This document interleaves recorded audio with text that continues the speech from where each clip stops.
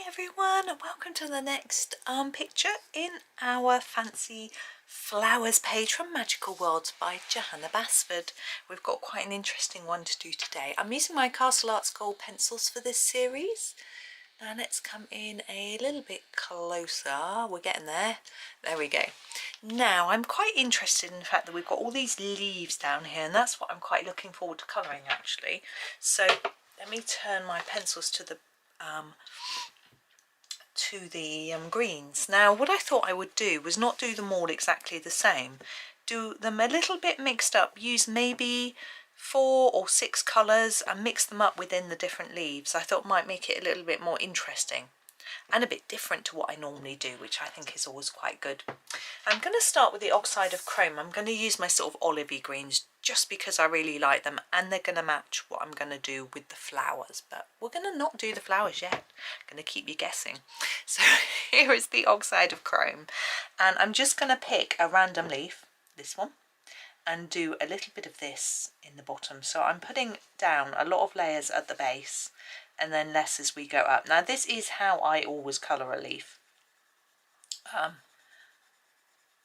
but there we go. And I'm going to put another colour on top in a bit, and I'm also going to do this big one in the same way.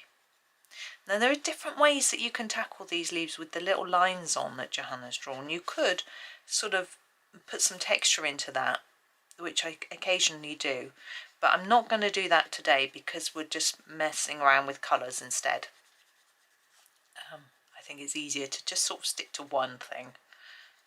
Oh, I've gone over the lines there, which isn't my intention, but hey, happens to me all the time. You're probably neater than I am. I do go a bit fast, and I think that's why I end up going over the lines, but my hand isn't that steady either. I mean, it doesn't shake, I'm just not very accurate, if you know what I mean. I can do one more. I think this one, I don't want it to sort of spread them out too much and make it look too contrived. On the other hand, I want it random. It's tricky. Okay.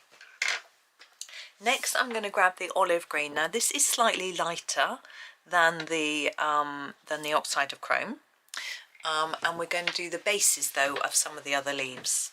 So where should we start? We'll start on this one, I think. It's quite random. It looks, you can see it's quite close, to be honest.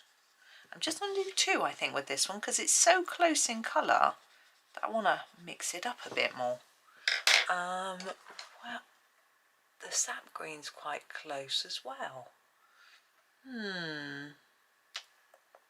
I think I'm going to have to. I'm just looking at what I've got. Let's use the sap green for one of them.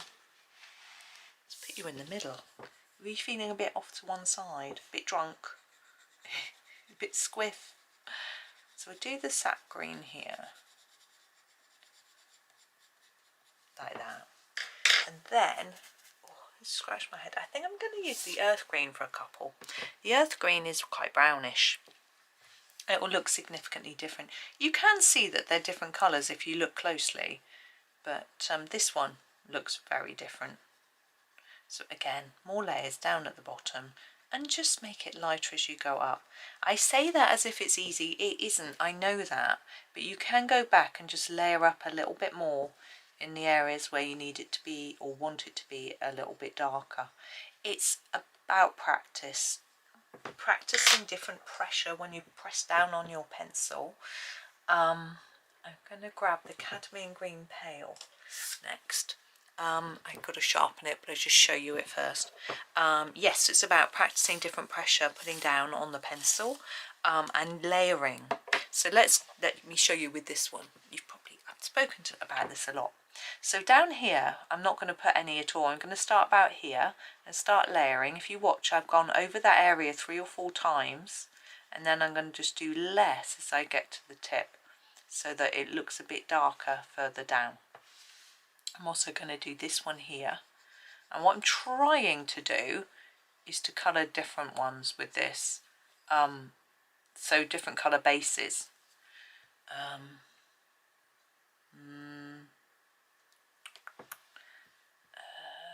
This one, I think. I don't actually know what colour I've done them all, so I've confused myself a bit.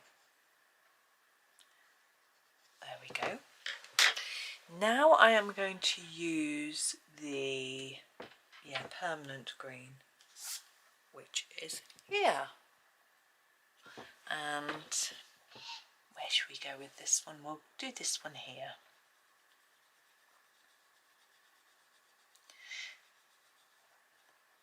Now the point is that leaves don't all look the same. I'm going to do this big one.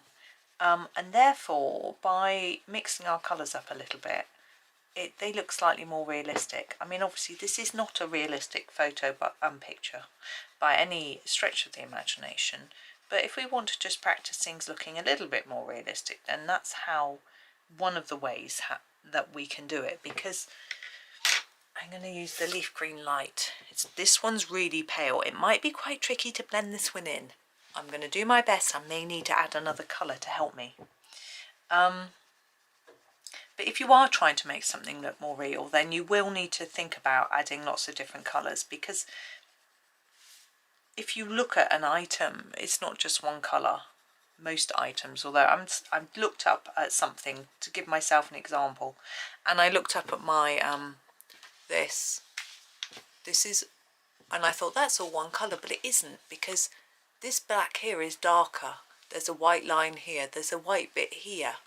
This bit, this side, is darker than that bit there. And then here we've got all this silver. We've got different colours in here and in here. So it's really not all one colour. And when you look at nature, it's even more so, because that's obviously made of a piece of metal and a piece of plastic which were made all in the same colour, and it's just catching the light and changing colour. Whereas with a leaf, it actually grows with different colours in it. So it isn't all one colour. So it will look different. Now what I'm going to do last with this section is to put some darker colour in between them to make them look a little bit more three-dimensional. Let me just brush them. Got the brush. Because at the moment they look quite flat, pretty much. Even though we've made them darker at the bottom, they still don't look like they're standing out. And if we take a Mars Black pencil, Mars Black, which is like a really dark browny black, sharpen it well, we can add some shadow. Now you don't have to do this bit if you don't feel confident, just watch if you want, and add it just outside the black line.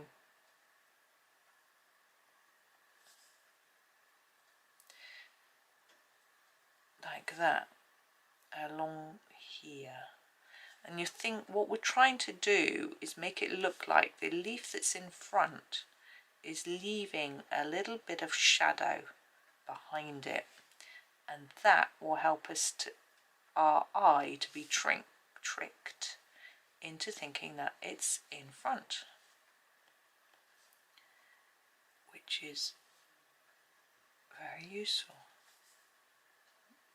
Husband's talking to himself in the kitchen. Sure why. And then if you stand back and look at that and think about how it looked before, where it looks slightly more three-dimensional, I'm going to add a little bit more. It isn't quite as much as I'd liked.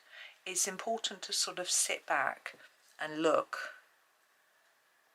and sort of stop and look, rather than just keep adding to it without checking.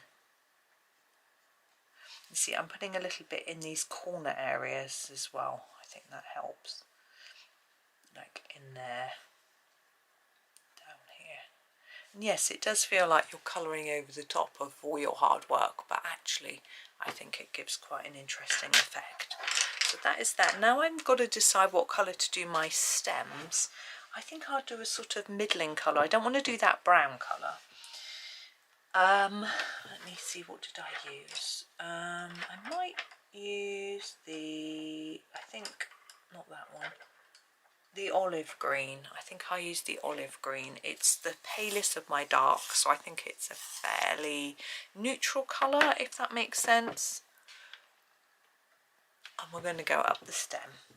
Now the stem is very thin, and if I was doing a picture that was larger, so say this plant was the whole of a sheet of paper, then I would try and make this stem look a little bit more rounded and three-dimensional by making the edges darker than the centre. But unfortunately, I can't do that because it's too narrow. I could probably try really hard, keep sharpening my pencil and work on it for a long time, but I don't think it's going to be worth the effort. I don't think I'm going to get enough of an effect, so I've decided to just block it in like that. I'm going to do these as well, like that, just fade it a little bit. And then I'm going to add a few bits of other colour. You know what I was saying about how if it's just one colour it doesn't look so realistic, so we're going to add some more colour in a minute. I'm just going to start with the with the cadmium green pale and put it into these. Okay, so I just want to continue where I left off, build up some layers like that. There we go. Now these, I'm going to put a bit of the brownish colour in. I know, not the Mars black, the earth green.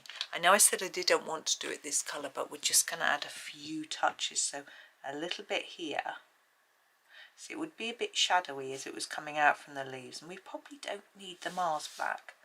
This probably be enough. So just try and wiggle your pencil around to get a bit of a few layers of colour under there. And what I think I'm going to do is put a different colour on the tip. Maybe a darker green. What was that dark green that we used? I think I'm going to use the, what have we got here? Sorry, I'm being oxide of chrome. I'll need to sharpen it a bit. I use that one. And put it on the tips.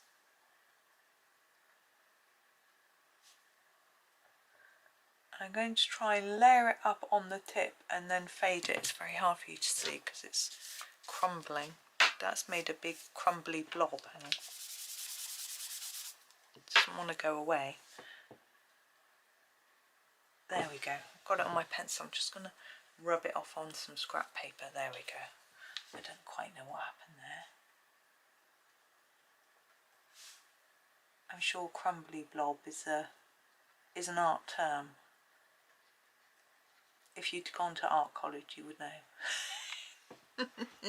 So you can see I don't know how well you can see, but the difference in colour I think makes it look a little bit more interesting. Right, we have our flower to go. Now I said yesterday, in yesterday's video, I'm not going to do it yellow because I'm too scared. I am going to do it yellow. I'm going to step out my comfort zone and do some yellow. So we're going to start with Naples yellow, and we're going to do this little V part in the bottom. And I'm going to try to make it a little darker here at the bottom. So I'm layering it up. You can see I'm going back and forth, and then I'm going to slowly move up and do less layers as I get towards the point of the little V. So that's quite a sort of orangey yellow. I wouldn't call that Naples yellow myself. I would call it a more browny colour, Naples yellow. But now I want some more bright yellows. The lemon yellow is our sort of neutral yellow. Yellow, it's got no orange or brown in it, it's just yellow. So that's what I want for these, but in the bottom, I think. I hope it's going to work. So I'm going to layer it up and fade it off like that. So you can see I rock my pencil back and forth. I'm just filling that area up. And I'm taking a risk here because if I saturate this yellow, there's no way I'm getting any more colour on that spot. I find yellow is very, I don't know what word or how to describe it. If you saturate yellow, it's really hard to get another colour on the top of it.